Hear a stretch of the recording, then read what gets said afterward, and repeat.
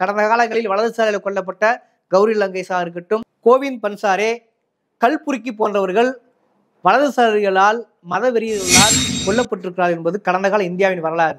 அதே போல ஈழத்தில் லசந்த விக்ரமதுங்கே படுகொலை செய்யப்பட்டிருக்கிறார். அவர்கள் அளவிற்கு நான் ஆளுமை அல்ல, அந்த உயரங்களை எட்ட வேண்டும் என்பது சாதாரணமும் அல்ல. ஆனால் அந்த உயரத்தை எட்டுவதற்கு முன்பே அவர்களின் சாவு வரிசையில் நான் சென்றுவிடக்கூடாது என்பதில் கண்ணும் கருத்துமா இருக்கு. சீமான் மீது வைக்கக்கூடிய அரசியல் ரீதியான விமர்சனத்தை ஒருபோதும் நிறுத்தப் போவதில்லை. அது நிச்சயமாக தொடரும். அது எந்த ஒரு மாற்று கருத்தும் இல்லை, பின்வாங்க போவதில்லை. இப்பொழுதும் சொல்லுகிறேன், உங்களுக்கு கருத்து துணிவு இருந்தால், கருத்து திமிர் இருந்தால், கொள்கை பலம் இருந்தால், நேர்மை திமிர் உங்கள் ரத்தத்தில் தாண்டவம் ஆடினால், உண்மையான தமிழ் தேசியத்தின்படி நீ நின்றால், இப்பொழுதும் சொல்கிறேன், உங்களுக்கான இருக்கையை அறக்களத்தில் நான் உறுதி செய்கிறேன். நீ குடிதேசிய அரசியல் பேசினால் கூட தமிழருக்கு தலைமை தாங்க உனக்கு என்ன தகுதி இருக்கிறது? நீ எந்த அடிப்படையில் வருகிறாய்? சாதியாக உன்னை பார்க்க முடியாது, குடியாக உன்னை பார்க்க முடியாது, தமிழனாக உன்னை பார்க்க முடியாது. நீ ஒரு மலையாளி தான் என்பதை திரு ஆதிநாராயணன் அவர்கள் தெளிவாக வலுவாக தன் கருத்துக்களை பதிவிடுகிறார். தென் தமிழகத்தை பொறுத்தளவில் ஒடுக்கப்பட்ட ஒரு சமூகத்துக்கும் பிற்படுத்தல் சமூகத்துக்கும் ஒரு பாலமாக இருக்கிறது அறக்கழகம் என்று என்னால் உறுதியாக சொல்ல முடியும். அதை ஒரு நோக்கமாகவும் செய்கிறோம், அதை ஒரு கொள்கையாகவும் செய்கிறோம், அதை ஒரு ஊடகமாகவும் செய்து கொண்டு வருகிறோம். எல்லா சமூகங்களுக்கும் அதன் இடஒதுக்கீடு மிக முக்கியம் என்பதை காத்திரமாக பதிவு செய்கிறோம். அதே சமயத்தில் ஒடுக்கப்படுபவர் யாரோ அவரின் அருகில் இருக்கிறோம், அவர்களுக்கு ஆதரவாக இருக்கிறோம். சீமான் போன்ற நாம் தமிழர் கட்சிகளும் அது எதிர்வினையாற்றி கொலவெறி தாக்குதல் அளவுக்கு சீமான் நகர்வார் என்று நான் ஒருபோதும் எதிர்பார்க்கவில்லை. ஆனால் நகர்ந்திருக்கிறார். அதனால் அவர் மொழியில் அவர் பாடியில் நாமும் எதிர்வினையாற்ற வேண்டியிருக்கிறோம் என்பதால் நாம் எதிர்வினையாற்றியிருக்கிறோம். ஒன்று.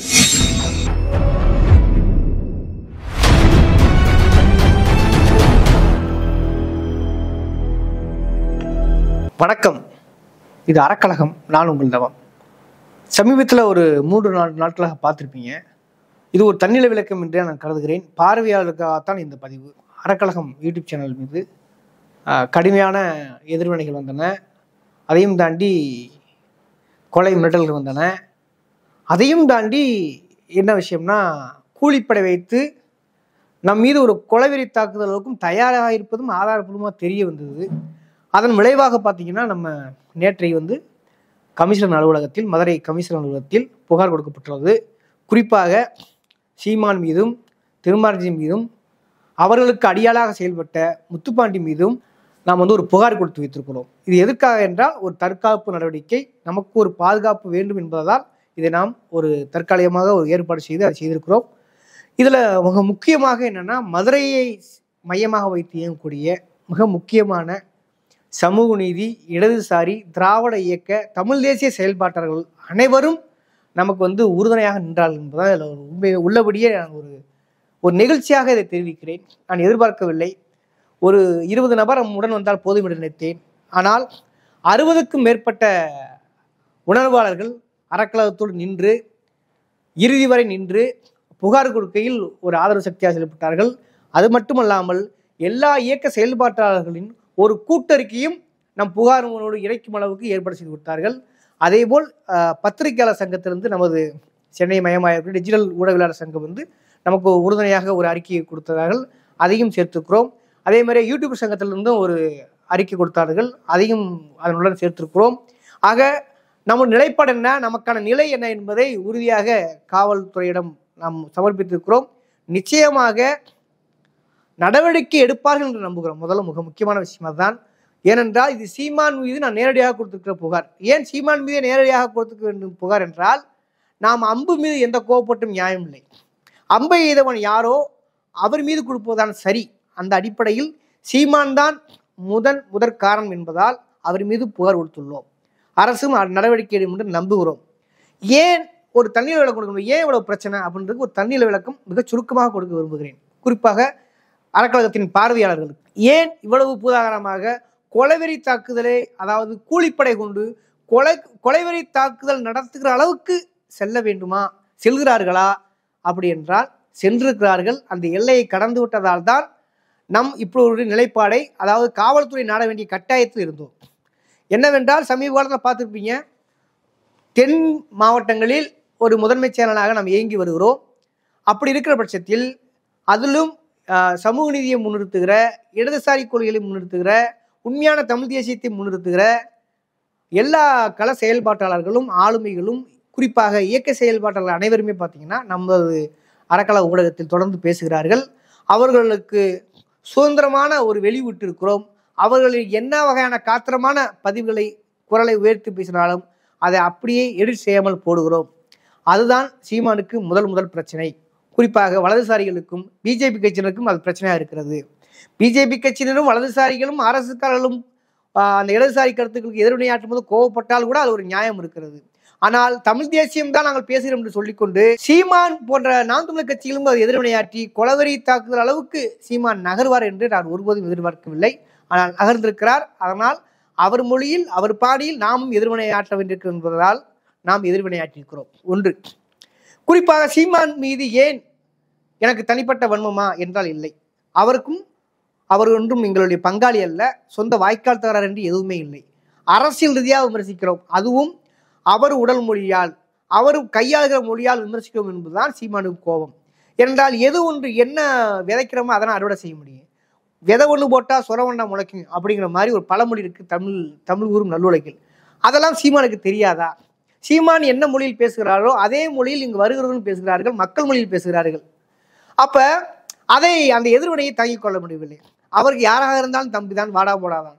அப்படி இருக்கும்போது அந்த பாணியிலேயே இங்கு வரக்கூடிய ஆளுமைகளும் தன் கருத்துக்களை காத்திரமாக பதிவு செய்வதால் உள்ளபடியே அவர்கள் பேசுவதை காட்டிலும் நான் தான் பேச வைக்கிறோனோ என்கிற சந்தேகம் அவர்களுக்கு வலிக்கிறது. ஏனென்றால் அடிப்படையில் எனக்கும் ஒரு சித்தாந்தம் இருப்பது அவர்களுக்கு தெளிவாக தெரியும். நான் அடிப்படையில் ஒன்றை நான் மறைக்காமல் சொல்கிறேன், மறைக்க ஒன்றுமே இல்லை. எனது தனிப்பட்ட காலங்களிலும் நான் யார் என்று தெரியும். அதாவது மார்க்சிய, பெரியாரிய, அம்பேத்கரிய கோட்பாடுகளை உள்வாங்கியவன், சுற்றுச்சூழலை மிக முக்கியமான கோட்பாடாக கருதுகிறவன். அந்த அடிப்படை சுற்றுச்சூழல் தளங்களில் கடந்த காலங்களில் பல்வேறு அமைப்புகள் நடத்தி அதில் குறிப்பாக நம்மாழ்வாரோடு நான் பயணித்தவன், அவரை நேர்காணல் எடுத்தவன். அந்த தாக்கத்தினவாக சுற்றுச்சூழல் தளத்திலும் தீவிரமாக ஈடுபட்டவன்.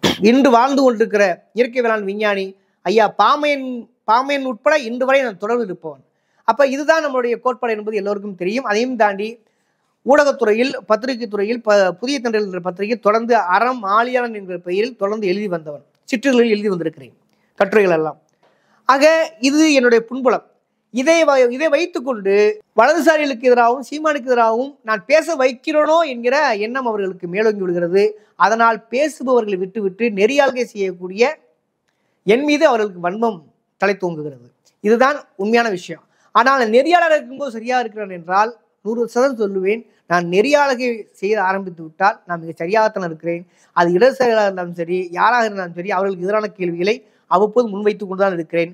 அதற்கு சாட்சி இப்பொழுது நம் மீது அவர்களுக்கு அடியாளாக செயல்பட துணிந்து விட்ட முத்துப்பாண்டிய சாட்சி. அவருடைய கடந்த நேர்காணலை பாருங்க, என்னோட பேட்டியை பாருங்க.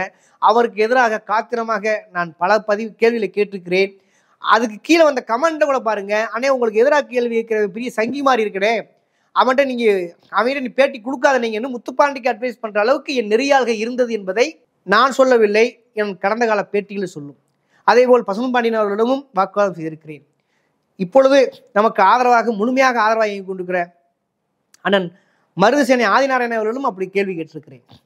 இப்படி எல்லோரிடமும் குளத்தூர் கேள்வி கேட்டிருக்கிறேன். ஐயா தோழர் திருமாவளவனும் கேள்வி கேட்டிருக்கிறேன். இதுவெல்லாம் கடந்த கால வரலாறு. நான் நெறியாள்கை செய்கிற பொழுது அதையெல்லாம் தாண்டி ராம ரவிக்குமார், அர்ஜுன் சம்பத் போன்றவர்களை டிபேட்டுக்கு அழைத்திருக்கிறேன். இடதுசாரிகளையும் வலதுசாரிகளையும் வைத்து பேட்டி எடுத்திருக்கிறேன். அதிலெல்லாம் நான் நெறியாள்கை தவறாமல் அது ஒரு பணி என்று நான் கருதுகிறேன். நெறியாள்கையில் நெறி தவறாமல் நடந்திருக்கிறேன்.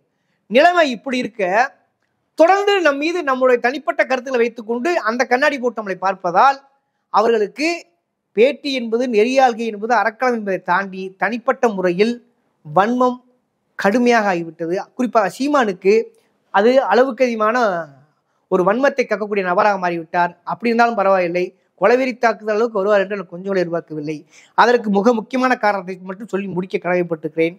குறிப்பாக விஜயலட்சுமியை நான் நேரடியாக பல முறை சிறப்பு நேர்காணல் செய்திருக்கிறேன்.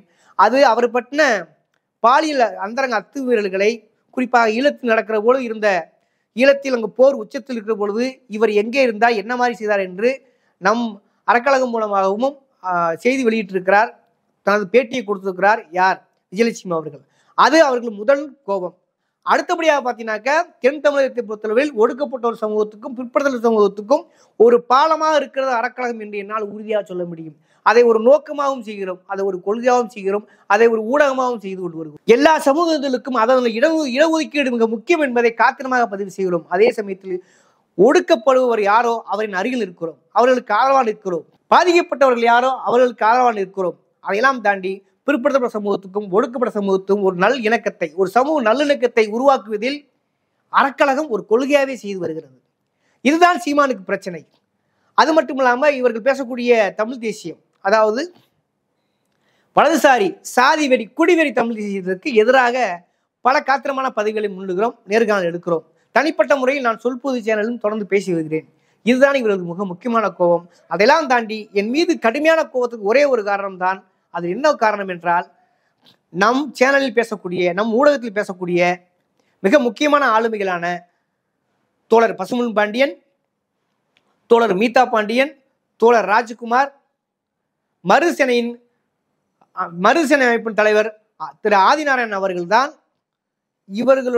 இவர்களுடைய காத்திரமான பேட்டிகள் தான் சீமான் அலறுவதற்கு, கதறுவதற்கு, மிக முக்கியமாக கொலவெறி தாக்குதல் அளவுக்கு வருவதற்கு காரணம் இவர்கள் மட்டுமே. ஏன் இதை இவர்கள் மட்டும் பேசினவருக்கு இப்படின்னு சொன்னா, இவர்களும் சமூக பார்வைப்படி சரியாக சொல்ல வேண்டுமானால் ஒரு முக்கோண சமூகமாக இருக்கிறார்கள், முக்கோணத்தோர் சமூகமாக இருக்கிறார்கள், இடைநிலை ஜாதிக்காரர்களாக இருக்கிறார்கள். இவர்கள் பேசும் பொழுது இவர் பேசக்கூடிய இந்த குடிவெறி தமிழ் தேசியம் இருக்குல்ல, அதாவது ஜாதி வெறி தமிழ் தேசியம் இருக்குல்ல, அதுக்கு ஆப்பாக முடிகிறது. அதை அந்த அரசியலை கேள்விக்குள்ளாக்குகிறது.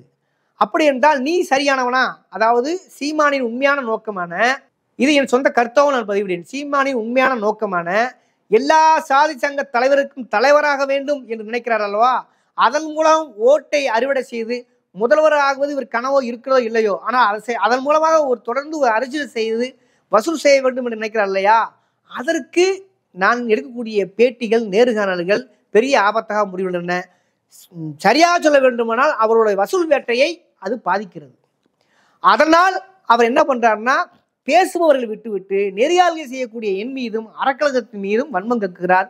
கொலவெறி தாக்குதல் அளவுக்கு வந்து விட்டார் என்பதுதான் இப்பொழுது இருக்கிற உண்மை. மிக முக்கியமான சமூகத்தின், முக்குளத்து சமூகத்தின் ஒரு மிகப்பெரிய ஆளுமையாக வளர்ந்து கொண்டிருக்கிற மறுசேனையின் ஆதிநாராயணன் அவர்கள் சீமானுடைய அவர் பாயிண்ட் ஆஃப் வியூ ஒரு போலி முகத்தை கிழிப்பதற்காக பல தரவுகளை முன்வைக்க ஒரு மலையாளி என்பதை பலமுறை நிறுவுகிறார்.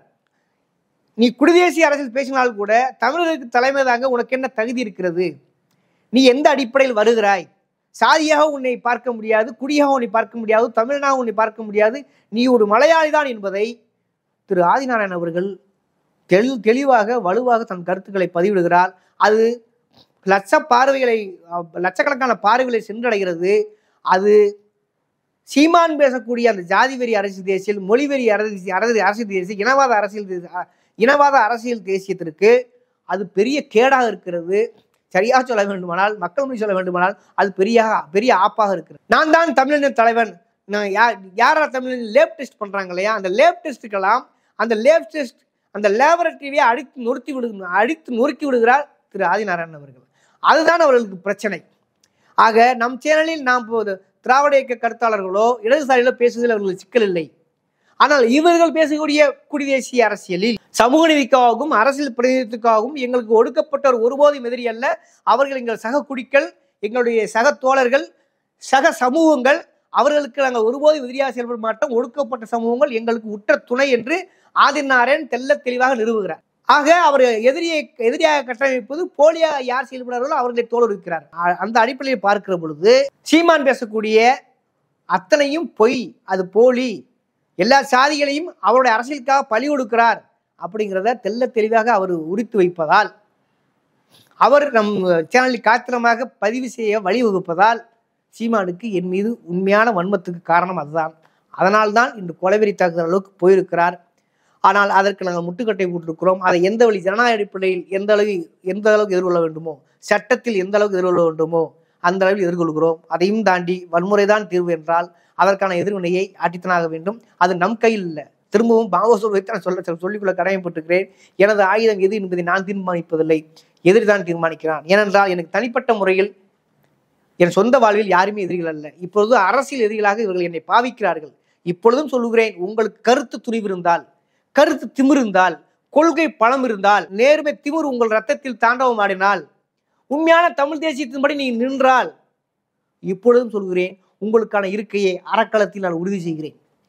நீங்க நேரில் வர வேண்டாம், எந்த சமரசம் செய்து கொள்ள வேண்டாம். நீங்களும் ரெக்கார்ட் பண்ணிக்கங்க, நானும் ரெக்கார்ட் செய்து கொள்கிறேன். நான் உள்ளபடி என் கேள்விகளுக்கு காத்திரமான பதில்களை தாருங்கள், ஜனநாயகத்தில் வென்று காட்டுங்கள். நீங்க உண்மையான ஆட்கள் நிரூபிங்க, ஏன் கஷ்டப்படணும்ன்றேன். ஆக இப்பொழுது கூட சவால் விடுகிறேன், அதற்கு நீ தயார் என்றால் யாரும் தயாரில்லை. ஏனென்றால் பாஜக கட்சியினர் கூட அர்ஜுன் சம்பத், ராம ரவிக்குமார் கூட அறக்கழகத்தில் அவருடைய இருக்கையை உறுதி செய்யும் பொழுது நாம் தமிழர் தம்பிகளுக்கு என்ன பிரச்சனை, அதன் பொறுப்பாளருக்கு என்ன பிரச்சனை, ஏன் நாம் தமிழ் சீமானுக்கு என்ன பிரச்சனை என்று நான் கேட்கிறேன். ஆக பிரச்சனை இப்படித்தான் இருக்கிறது. காத்திரமாக நாம் மோதத்தான் போகிறோம். ஒருபோதும் இந்த நிமிடத்தில் சொல்கிறேன், சீமான் மீது வைக்கக்கூடிய அரசியல் ரீதியான விமர்சனத்தை ஒருபோதும் நிறுத்தப் போவதில்லை. அது நிச்சயமாக தொடரும். அது எந்த ஒரு மாற்று கருத்தும் இல்லை, பின்வாங்க போவதும் இல்லை. அதே சமயத்தில் இந்த மாதிரியான ஒரு இக்கட்டான சூழலில், ஒரு ஊடகத்தின் குரல் வலையை நிற்கக்கூடிய இந்த இக்கட்டான சூழலில் எனக்காக உடன் நின்று தொடர்ந்து வந்து நின்ற தோழர்கள், என் புகார் கொடுப்பதற்காக என் வந்த அத்தனை இயக்க செயல்பாட்டாளர்களுக்கும் என் நெஞ்சான நன்றியை சொல்லிக்கொள்ள கடமைப்பட்டுக்கிறேன்.